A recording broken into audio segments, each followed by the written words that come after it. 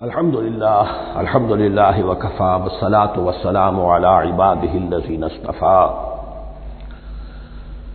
خصوصا على افضلهم وخاتم النبیین محمد الامین وعلى آلہ وصحبہ اجمعین اما بعد فاعوذ باللہ من الشیطان الرجیم بسم اللہ الرحمن الرحیم ما ننسخ من آیۃ او ننسها نأت بخیر منها او مثلها الم تعلم ان اللہ علی کل شیء قدیر الم تعلم ان اللہ له ملک السماوات والارض وما لکم من دون اللہ من ولی ولا نصیر صدق اللہ العظیم۔ ان آیات مبارکہ کا ترجمہ اگرچہ ہم کر چکے ہیں، لیکن اس کا جو اصل مفہوم ہے اور اس کا پس منظر ہے اس کو سمجھنا ضروری ہے۔ آپ کو معلوم ہے کہ اللہ کا دین آدم سے لے کر این دم تک ایک ہی ہے۔ نوح کا دین، موسیٰ کا دین، عیسیٰ کا دین، محمد کا دین صلی اللہ علیہ وسلم علیہ والسلام دین ایک ہی ہے۔ شریعتوں میں فرق رہا ہے، اور یہ فرق جو رہا ہے اس کا اصل سبب یہ ہے کہ نوع انسانی مختلف اعتبارات سے ارتقاء کی مراحل طے کر رہی تھی۔ ذہنی پختگی، شعور کی پختگی، پھر سوشل ایولیوشن، تمدنی ارتقاء، یہ مسلسل جاری تھا۔ لہذا اس ارتقاء کے جس مرحلے میں رسول آئے اسی کی مناسبت سے ان کو تعلیمات دے دی گئی۔ ان میں وہ حصے بھی تھے کہ جو ایٹرنل ہیں، جو ہمیشہ رہیں گے، اور ایسے بھی تھے کہ جو اس زمانے کی مناسبت سے تھے۔ اب جب اگلا رسول آئے گا تو ظاہر بات ہے کہ ان میں سے کچھ چیزوں میں تغیر و تبدل ہو جائے گا، کچھ چیزیں نئی آ جائیں گی، کچھ پرانی ساقط ہو جائیں گی۔ یہ پرانی چیزوں کا ساقط ہونا یہ کہلاتا ہے ناسخ ہونا، ناسخ و منسوخ کا مسئلہ، کہ وہ حکم منسوخ ہو گیا اور اس کی جگہ پر کوئی اور حکم آ گیا ہے۔ یا تو اللہ تعالیٰ تعین کے ساتھ منسوخ فرماتے ہیں، یا یہ کہ اس شے کو سرے سے لوگوں کے ذہنوں سے زائل کر دیتے ہیں۔ اعتراض یہ کر رہے تھے یہودی کہ اگر تو یہ دین وہی ہے جو موسیٰ کا تھا تو ظاہر بات ہے کہ پھر شریعت پوری وہی ہونی چاہیے۔ اس کے اعتراض کا جواب ہے جو یہاں دیا جا رہا ہے، اور یہی مسئلہ پھر قرآن میں بھی ہے۔ قرآن کی بھی تدریج کے ساتھ شریعت کی تکمیل ہوئی ہے۔ جیسا کہ میں نے پہلے عرض کیا تھا، شریعت کا بلو پرنٹ آپ کو سورہ بقرہ میں مل جائے گا آگے چل کر، لیکن شریعت کی تکمیل ہوئی ہے سورہ مائدہ میں۔ یہ جو تقریباً 5-6 سال کا وقفہ ہے، اس میں کچھ احکام شروع میں دیے گئے، پھر ان میں رد و بدل کر کے، اور پھر آخر میں الیوم اکملت لکم دینکم واتممت علیکم نعمتی ورضیت لکم الاسلام دینا۔ تو یہ ناسخ و منسوخ کا مسئلہ صرف سابقہ شریعتوں اور شریعت محمدی میں نہیں ہے صلی اللہ علیہ وسلم، بلکہ خود شریعت محمدی میں بھی زمانی اعتبار سے ارتقاء ہوا ہے۔ کہ پہلے شراب کے بارے میں حکم دیا گیا کہ اس کی مضرت زیادہ ہے، گناہ کا پہلو زیادہ ہے، کچھ فائدے بھی ہیں بس۔ اس کے بعد آیا اگر شراب کے نشے میں ہو تو نماز مت پڑھو، نماز کے قریب مت جاؤ۔ تو مائدہ میں آخری حکم آ گیا حل انتم منتہون، اب باز آتے ہو کہ نہیں آتے، حرام کر دیا گیا۔ تو یہ تدریجاً ہوا ہے۔ تو ناسخ و منسوخ قرآن میں بھی ہے، اور ناسخ و منسوخ قرآن اور تورات کے مابین بھی ہے۔ تو ہم نہیں منسوخ کرتے کوئی آیت یا بھلوا دیتے ہیں اس کو، نہ آتے بخیر منہا، ہم اس سے بھی بہتر لے آتے ہیں، او مثلہا، یا اس جیسی ہی۔ الم تعلم ان اللہ علی کل شیء قدیر، اب یہ کہ یہ تو اللہ کی اتھارٹی ہے، مالک الملک وہ ہے، دین اس کا ہے، اس میں وہ جس طریقے سے چاہے کسی چیز کے اندر تبدیلی پیدا کر دے۔ الم تعلم ان اللہ لہ ملک السماوات والارض ما لکم من دون اللہ من ولی ولا نصیر ام تريدون ان تسألوا رسولكم كما سئل موسى من قبل، کیا تم یہ چاہتے ہو کہ سوال کرو یا مطالبہ کرو اپنے رسول سے بھی اسی طرح کے جس طرح کی باتیں کی گئی تھی موسیٰ سے پہلے؟ مثلا ہم دیکھ چکے ہیں کہ ان سے کہا گیا کہ ہم نہیں مانیں گے جب تک کہ اللہ کو دیکھ نہ لے عیاناً، یا اسی طرح کے اور مطالبے جو حضرت موسیٰ علیہ السلام سے کیے جاتے تھے۔ یہاں مسلمانوں کو سکھایا جا رہا ہے کہ اس روش سے باز آؤ، ایسی بات تمہارے اندر پیدا نہیں ہونی چاہیے۔ وَمَن يَتَبَدَّلِ الْكُفْرَ بِالْإِيمَانِ فَقَدْ ضَلَّ سَوَاءَ السَّبِيلِ، ظاہر بات ہے ایسی حرکتیں بھی اب مسلمانوں میں سے بھی جو منافقین ان میں شامل تھے وہی کر رہے ہوں گے اس لیے فرمایا کہ جو کوئی ایمان کو ہاتھ سے دے کر کفر کو لے لے گا، یعنی منافق کیونکہ دو طرفہ ہوتا ہے، اب اس کا بھی امکان ہوتا ہے کہ یکسو ہو جائے کفر کی طرف، اور اس کا بھی امکان ہوتا ہے کہ بالآخر یکسو ہو جائے ایمان کی طرف۔ مذبذبین بین ذالک کی کیفیت میں جو مبتلا ہے، اس کے دو یہ امکانات ہیں۔ تو جو کفر کی طرف جا کر مستقل طور پر راغب ہو گیا اس کا ذکر ہے، وَمَن يَتَبَدَّلِ الْكُفْرَ بِالْإِيمَانِ فَقَدْ ضَلَّ سَوَاءَ السَّبِيلِ، تو وہ تو سیدھی راہ سے بھٹک گیا۔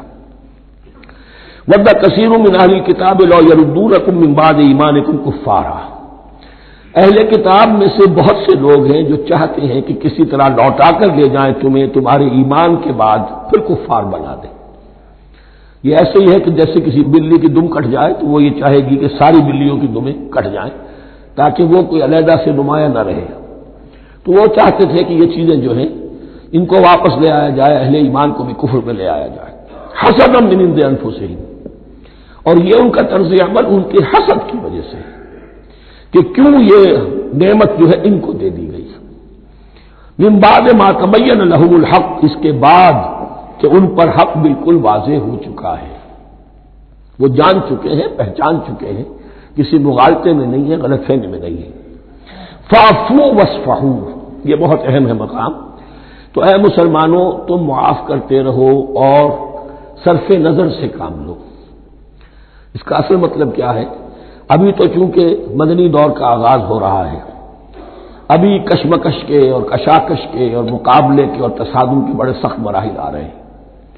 چونکہ تمہارا سب سے پہلا جو محاذ ہے وہ تو کفار مکہ کے خلاف ہے، سب سے بڑھ کر وہی آئیں گے، تم پر حملے کریں گے، جنگیں ہوں گی، تو فوری طور پر یہ جو آستین کے سانپ ہیں ان کو ابھی چھیڑو مت، جب تک یہ پڑے رہیں ڈورمنٹ، انہیں پڑا رہنے دو۔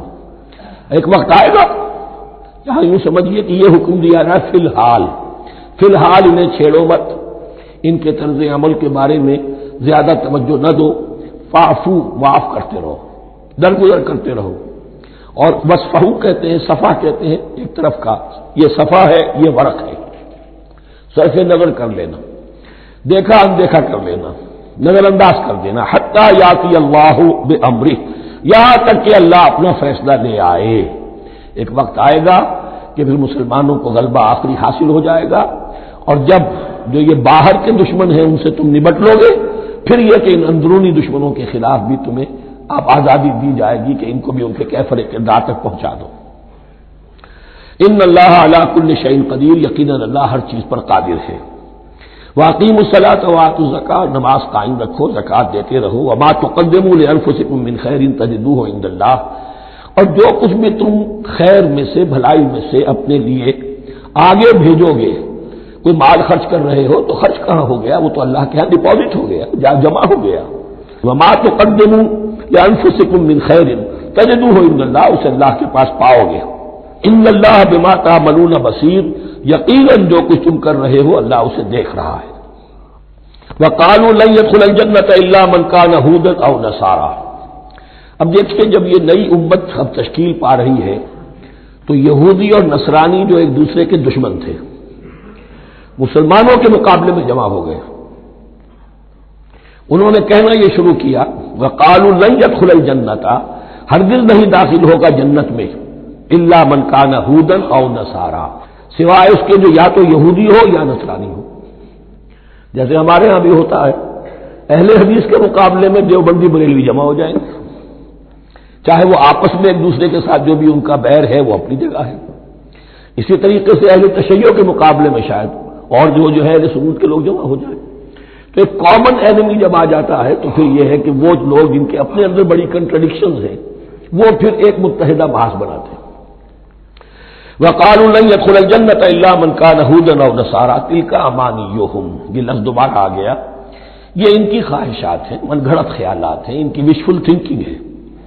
قل هاتوا برهانكم ان كنتم صادقين، کہو ان سے لاؤ کوئی دلیل اگر تم سچے ہو، دلیل کتاب سے لاؤ، کہیں تورات میں لکھا ہے یہ، کہیں یہ انجیل میں لکھا ہے، جو تورات اور جو انجیل تمہارے پاس ہے اسی میں سے دکھا دو کہ یہ لکھا ہوا، کہیں لکھا ہوا نہیں۔ اب یہاں پر وہ یونیورسل ٹروتھ آ رہا ہے، بلا من اسلم وجهه للہ وهو محسن، کیوں نہیں؟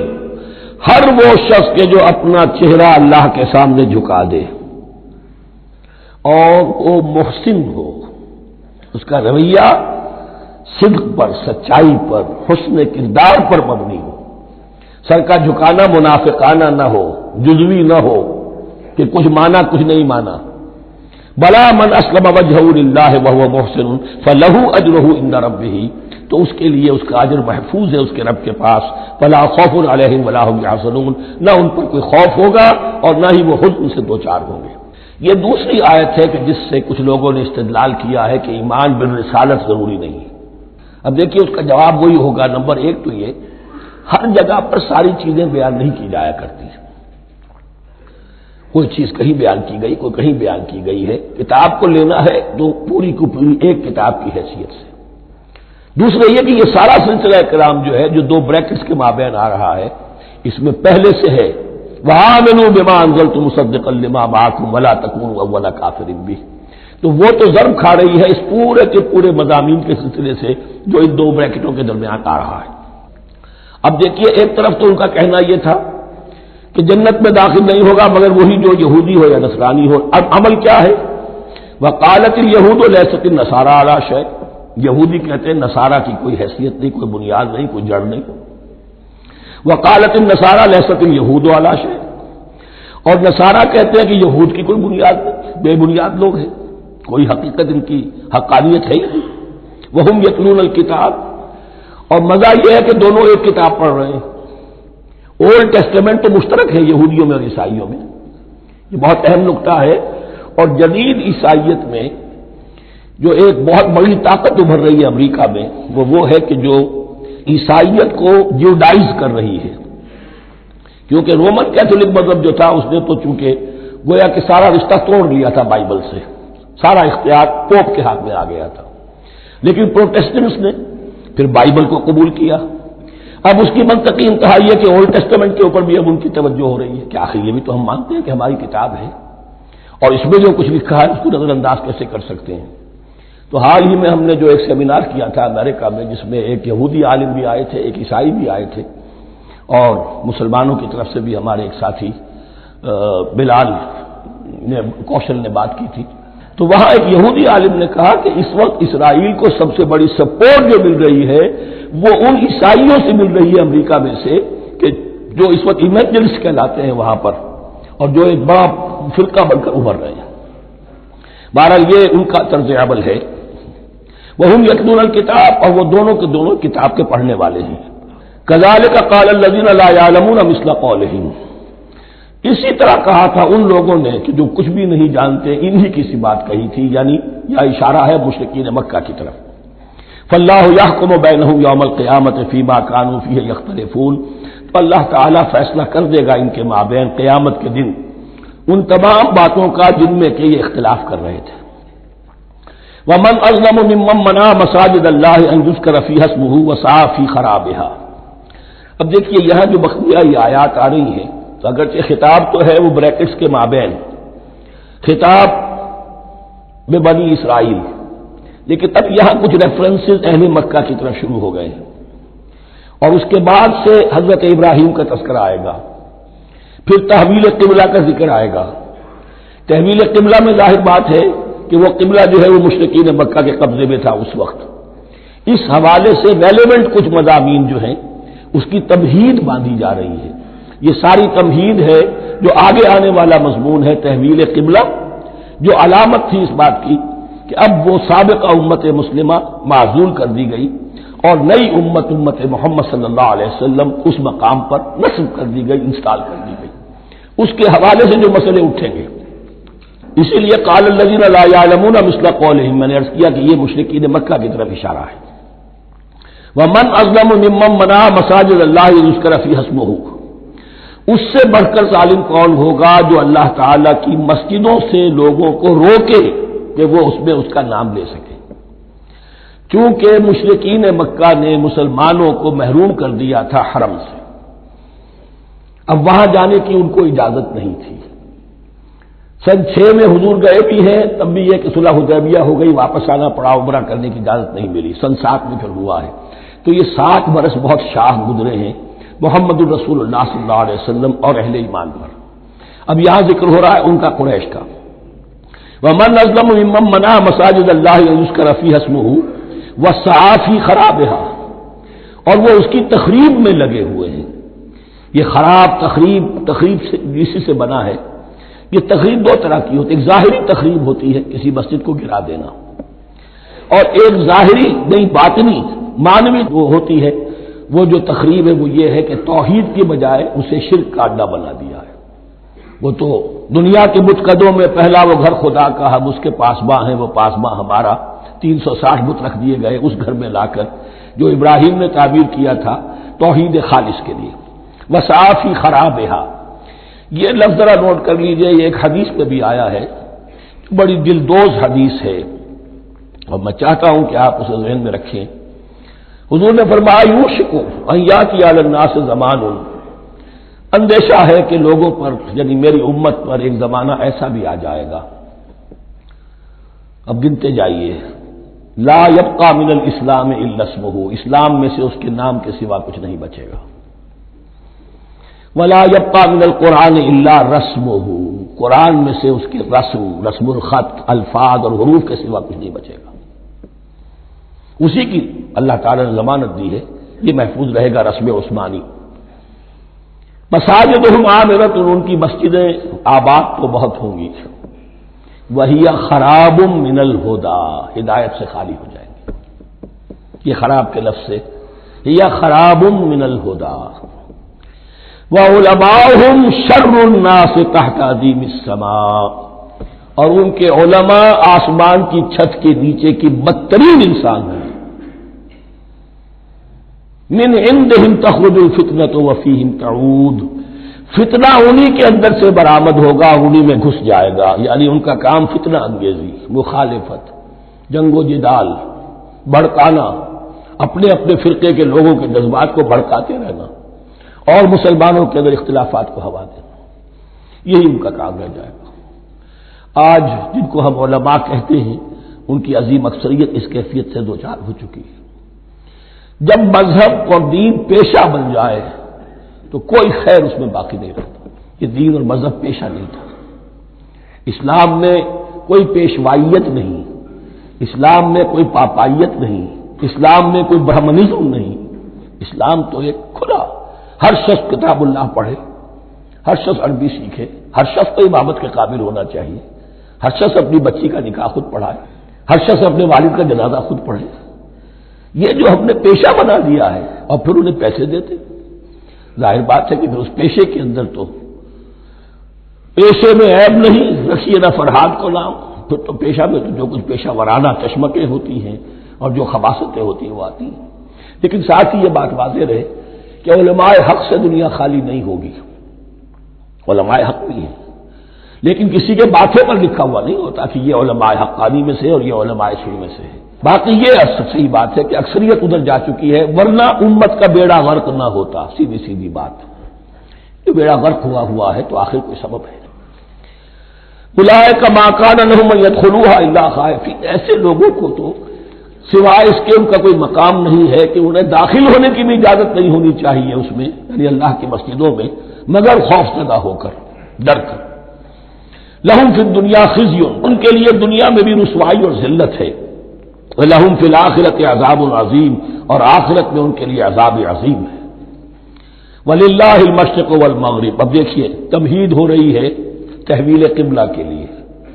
اب ظاہر بات ہے کہ بڑی حساس جو ہے وہ ایک کیفیت تھی یہ، تو یروشلم کے ساتھ جن کو دلچسپی تھی اور ان کے دلوں میں اس کی عقیدت تھی، مکہ مکرمہ اور بیت اللہ کے ساتھ جن کو دلچسپی تھی اور ان کے دلوں میں اس کی عقیدت تھی، تو اس حوالے سے یہ قبلہ بدلنا، اور 2 دفعہ بدلا ہے قبلہ، پہلے آ کے مدینے میں حضور نے یروشلم کی طرف 16 مہینے نماز پڑھی اور پھر تحویل قبلہ ہوا، تو اب اس میں کئی امتحان ہو گئے، وہ آگے آ جائے گا، لیکن اس کی تمہید باندھی جا رہی ہے للہ المشرق والمغرب، مشرق اور مغرب سب اللہ کے ہیں، یعنی اگر ہم رخ کرتے ہیں مغرب کی طرف تو اس کے معنی یہ نہیں ہے کہ اللہ مغرب میں ہے، باغ اللہ تو جہت سے، مقام سے، ماورا وراء الورا، تو یہ ہے کہ ایک یکسانیت پیدا کرنے کے لیے اجتماعی رنگ دینے کے لیے ایک چیز کو قبلہ بنا دیا، علامت ہے۔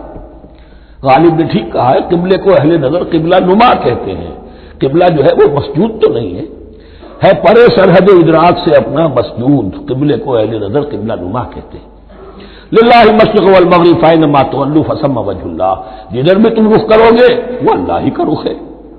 ان اللہ واسع علیم، یقیناً اللہ بہت وسعت والا ہے، بہت وسعت والا ہے، وہ کسی سمت میں محدود نہیں ہے، اور علیم ہے، ہر شے کا جاننے والا ہے۔ دیکھیے یہاں یہ آیت کہہ کے اور چھوڑ دیا مسئلہ، اگلے مسئلے پر آگے آپ کو پتہ چلے گا کہ یہ در حقیقت ایک تمہید باندھی جا رہی ہے تحویل قبلہ کے لیے۔ وقالوا اتخذ اللہ ولدا سبحانہ، اور ان میں وہ بھی ہیں، اب ظاہر بات ہے یہاں پھر اشارہ ہو رہا ہے وہ اہل مکہ کی طرف، جنہوں نے یہ کہا ہے کہ اللہ نے اولاد اپنے لیے اختیار کی، یعنی وہ کہتے تھے کہ یہ جو فرشتے ہیں یہ اللہ کی بیٹیاں ہیں، نصارہ کہتے تھے کہ حضرت مسیح اللہ کے بیٹے ہیں، اور یہودیوں کا بھی ایک گروہ ایسا تھا جو حضرت عزیر کو اللہ کا بیٹا کہتا تھا۔ بل لہ ما فی السماوات والارض، نہیں، آسمانوں اور زمین میں جو کچھ ہے اسی کی ملکیت ہے، سب مخلوق ہے، مملوک ہے، خالق اور مالک صرف وہ ہے۔ کل لہ قانتون، اور سب کے سب اس کے فرما بردار ہیں، بڑے سے بڑا رسول، بڑے سے بڑا ولی، بڑے سے بڑا فرشتہ، بڑے سے بڑے اجرام سماویہ، سب کل لہ قانتون بدیع السماوات والارض، وہ آسمان اور زمین کو پیدا کرنے والا ہے بغیر کسی شے کے۔ یہ ابداع اور خلق ان میں فرق ہے۔ ابداع، بلکہ شاہ ولی اللہ دہلوی نے حجت اللہ البالغہ کا جو پہلا چیپٹر ہے اس کو یہی 3 عنوان دیے ہیں۔ اللہ تعالیٰ کے افعال بنیادی طور پر 3 ہیں، ابداع، خلق، تدبیر۔ ابداع ہے جسے انگریزی میں کہتے ہیں کریشن ایکس نہیلو، آدم میں محض سے کچھ بنا دیا، کچھ نہیں تھا اور بنا دیا، کن فیکون، یہ ابداع ہے۔ خلق ہے اب ایک چیز سے دوسری چیز بنانا، گارے سے انسان بنایا، یہ تخلیق ہے، آگ سے جن بنایا، یہ تخلیق ہے، نور سے فرشتے بنایا، یہ تخلیق ہے۔ تو ابداع بدیع وہ ہے کہ جس نے نئی چیز، اسی لیے بدعت ہمارے ہاں کہلاتی ہے وہ شے جو دین میں نہیں تھی اور خام لا کے شامل کر دی گئی، جس کی کوئی جڑ بنیاد دین میں نہیں ہے، وہ بدعت ہے۔ اس سے یہ لفظ بدیع السماوات والارض، وَإِذَا قَضَىٰ أَمْرًا فَإِنَّمَا يَقُولُ لَهُ كُن فَيَكُونُ، اس کی شان تو یہ ہے کہ جب وہ کسی معاملے کا فیصلہ کر لیتا ہے تو بس کہتا ہے کہ ہو جا، اور وہ ہو جاتی ہے۔ وَقَالَ الَّذِينَ لَا يَعْلَمُونَ لَوْلَا يُكَلِّمُنَا اللَّهُ وَتَأْتِينَا آیَةٌ، اور کہا ان لوگوں نے جو علم نہیں رکھتے، یہاں پھر وہی مشرکین مکہ کی طرف روح سخن ہے، کیوں نہیں بات کرتا ہم سے اللہ، اور کیوں نہیں کوئی لے آتا ہمارے پاس کوئی نشانی۔ یہ میں عرض کر چکا ہوں، یہ مضمون جو ہے کہ ان کا مطالبہ تھا بہت شدت کے ساتھ کہ کوئی معجزے ویسے ہی دکھاؤ جیسے تم کہتے ہو کہ عیسیٰ نے دکھائے تھے، موسیٰ نے دکھائے تھے، تو ہمارے یہ مطالبے پورے کر دو، ہم مان لیں گے۔ یہ ذکر آئے گا سورہ انعام میں اور پھر سورہ بنی اسرائیل میں۔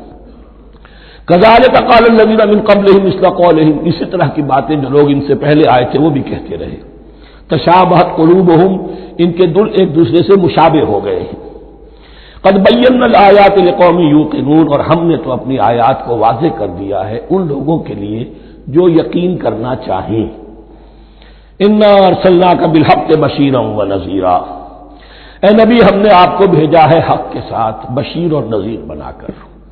بنیادی حیثیت آپ کی یہ ہے کہ آپ اہل حق کو بشارت دیں، فراح و ریحان و جنت النعیم، فسلام لک من اصحاب الیمین، یہ بشارت دیجیے۔ اور جو غلط راستے پر جائیں، کفر کریں، منافقین میں مبتلا ہوں، ملحد ہوں اور بدعملی کریں، ان کو آپ خبردار کر دیجئے کہ جہنم ان کے لیے تیار کر دی گئی ہے۔ آپ کا کام دعوت ہے، ابلاغ ہے، تبلیغ ہے، نصیحت ہے۔ ولا تسأل عن اصحاب الجحیم، آپ سے سوال نہیں کیا جائے گا جہنمیوں کے بارے میں کہ محمد یہ کیوں جہنم میں پہنچ گئے، ہم نے تمہیں بھیجا تھا، تمہارے ہوتے ہوئے یہ جہنمی کیوں ہو گئے، نہیں، یہ آپ کی ذمہ داری نہیں ہے۔ کون جنت میں جانا چاہتا ہے، کون جہنم میں جانا چاہتا ہے، یہ آدمی کا اپنا فیصلہ ہے۔